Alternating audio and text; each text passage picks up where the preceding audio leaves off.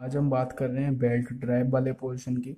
Belt drive वाला portion आपका important portion है और मैकेनिकल वाले कैंडिडेट के लिए तो बाकी में इम्पोर्टेंट है, क्योंकि ये आपका काइनेमेटिक्स और मशीन में भी पूछा जाता है इसका पार्ट, और मैकेनिक्स में तो आता ही आता है। तो हम आज बात करते हैं ratio of belt tension on the tight side and slack side for the flat belt. पहले देख लीजिए टाइट साइड क्या होती है और स्लैक साइड क्या होती है फॉर फ्लैट बेल्ट के लिए। तो मैं इधर आपको थोड़ा समझाने की कोशिश करता हूँ।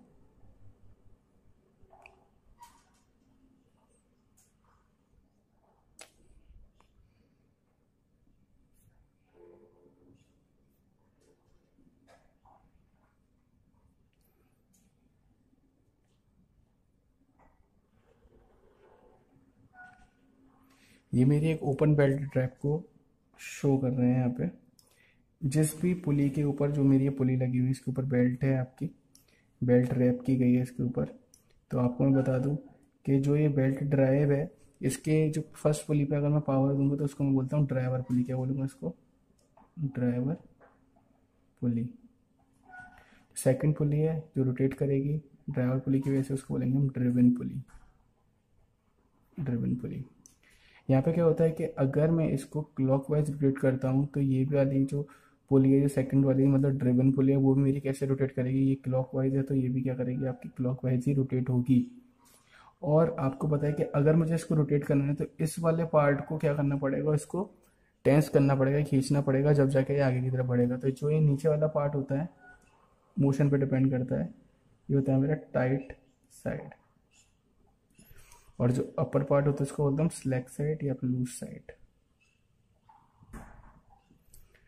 यहाँ पे क्या होता है कि आपका जो एरिया है वो आपका कुछ कांटेक्ट में रहता है, बेल्ट के कांटेक्ट में रहता है, फिर उसके बाद से डिसंगेज होता है। तो हमको टेंशन फाइंड आउट करनी है कि जो आपकी टाइट साइड है या फिर स्लैक साइड है उसके अंदर कितनी कितनी टेंशन होगी। तो मैं देख लेता हूँ। मैं यहाँ पे इसका कुछ जो पार्ट है, ये वाला पार्ट है, मैं इसको यहाँ पे बनाता हूँ। देखिए ये जो मैं आपको डॉटेड से शो कर रहा हूँ, ये आप इसके जो कॉन्टेक्ट पॉइंट है, जैसे मैंने यहाँ पे शो किए हैं इस तरीके से, ये कॉन्टेक्ट पॉइंट है आपके। यहाँ से मेरी बेल्ट आपकी डिसंगेज होती है, और मैंने जो इसका एंगल माना है वो माना है मैंने डी थीटा। कितना एंगल? Total D theta. इसको मैंने टू पार्ट्स में डिवाइडेड कर लिया। तो आपको तो टू पार्ट में डिवाइड करूँगा तो आपका जो फर्स्ट एंगल है ये वाला कितना हो जाएगा आपका? D theta by two. ये वाला कितना हो जाएगा? D theta by to. इसके ऊपर मैंने यहाँ पे एक टेंजेंट ड्रॉ की, टेंजेंट ड्रॉ करी। अब देखो थोड़ा ध्यान से देखना, यहाँ पे परपेंडिकुलर था, ये 90 था, ये डी थीटा बाई टू। तो यहाँ से जो टेंजेंट जा रही होगी ये वाली, देखिए, तो ये वाला जो एंगल आएगा वो 90 माइनस के डी थीटा बाई टू। तो ये एंगल कितना बचेगा आपके पास? D theta by two. Similarly ये एंगल कितना बचेगा पास? D theta by two. तो आपको एक बात समझनी होगी कि अगर मैं यहाँ पे ड्रॉ कर रहा हूँ तो ये चीज़ यहाँ पे क्या शो कर रही है कि अगर मेरी जो पुली है वो इस डायरेक्शन में मोशन कर रही है, इस डायरेक्शन में मोशन कर रही है, तो आपको पता होना चाहिए कि इस डायरेक्शन में मोशन कर रही है तो इस वाले पार्ट को ज़्यादा टेंशन चाहिएगी, इस वाले को कम चाहिए, क्योंकि इसको आगे की तरफ मूव कराना है, क्योंकि इसको इस तरफ रोटेट कराना है। तो यहाँ पे जो टेंशन मैंने मानी वो मानी मैंने टी प्लस के डी टी, क्योंकि टेंशन थोड़ी सी ज़्यादा चाहिए, यहाँ पे थोड़ी सी कम। तो यहाँ पे टी मान ली। इसके पार्ट दिखाई दे रहे हैं आपको, यहाँ पे कितने पार्ट हो गए? इसका d theta by two angle है तो कितना आएगा? T cos d theta by two. इधर कितना कंपोनेंट आएगा इसका? T sine d theta by two. यहाँ कितना कंपोनेंट होगा इसका? टी प्लस के d T cos d theta by two. इधर कितना आएगा इसका? टी प्लस के d T sine d theta by two. क्योंकि यहाँ पे ये मेरी कांटेक्ट कर रही है पुली और बेल्ट, तो यहाँ पे एक मेरी रिएक्शन ड्रॉ होगी, वो कितनी होगी आपकी? आर। मोशन इधर के डायरेक्शन में हो रहा है तो फ्रिक्शन यहाँ पे कितना आएगा मेरा? Mu are.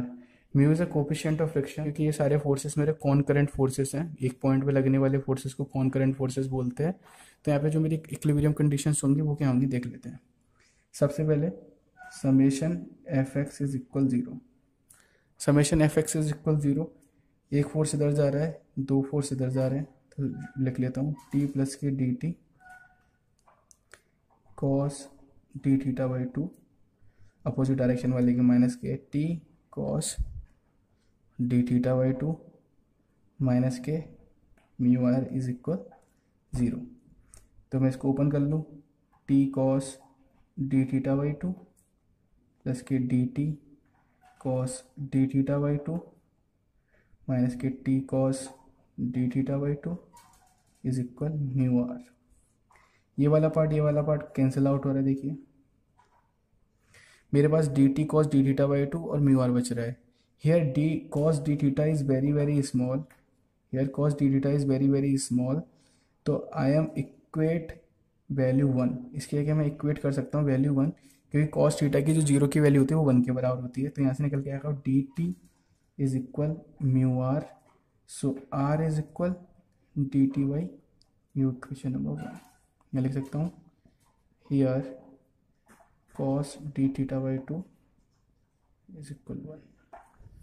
ठीक है, इसके बाद summation F Y is equal 0 करिए।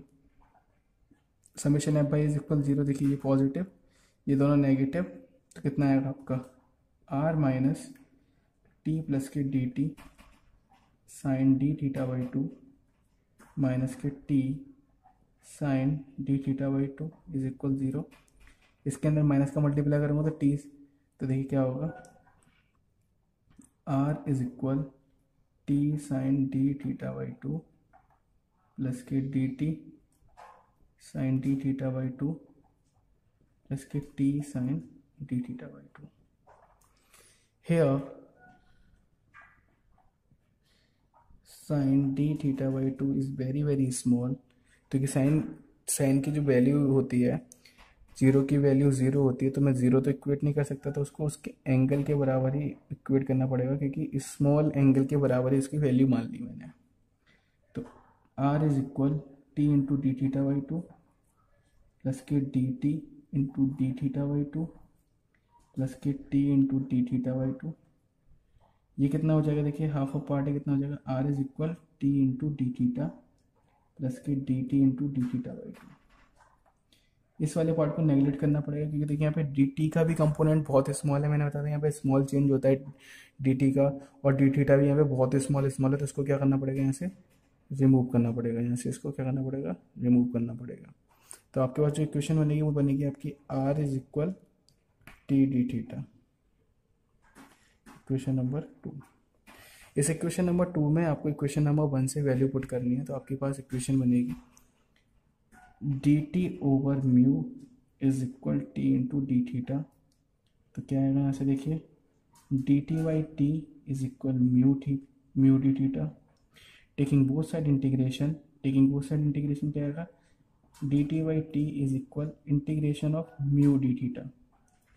जब आप इंटीग्रेशन करेंगे तो आपको लिमिट पुट करनी पड़ेगी। जो T2 मैंने माना है वो आपका मैंने स्मॉल वाला मतलब मिनिमम टेंशन माना है, और जो T1 माना है वो मैंने मैक्सिमम टेंशन माना है। तो डी टी बाई टी का आपका इंटीग्रेशन क्या होता है, लॉग टी। तो देखिए एल एन टी ब्रैकेट के अंदर T2 over T1 is equal mu theta. इसके अंदर मैं वैल्यू पुट करूँगा तो L N T1 minus L N T2 आएगा। और आपको पता है लॉग की प्रॉपर्टीज होती है कि L N T1 minus L N T2 को मैं क्या लिख सकता हूँ, sorry L N T1 over T2 is equal mu theta. So T1 over T2 is equal E की power mu theta.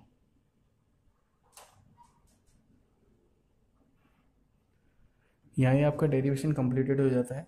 Simple derivation exam में आया गया है, इसके अंदर मैं कुछ भी नहीं किया है, आपके सामने पूरा का पूरा डेरिवेशन है, आप कर सकते हैं एग्जाम के अंदर, और करिएगा भी अगर एग्जाम के अंदर आता है। सिंपल है, किसी को डाउट है तो मुझे कमेंट बॉक्स में लिखना, मैं आपकी क्वेरी दूर करूँगा।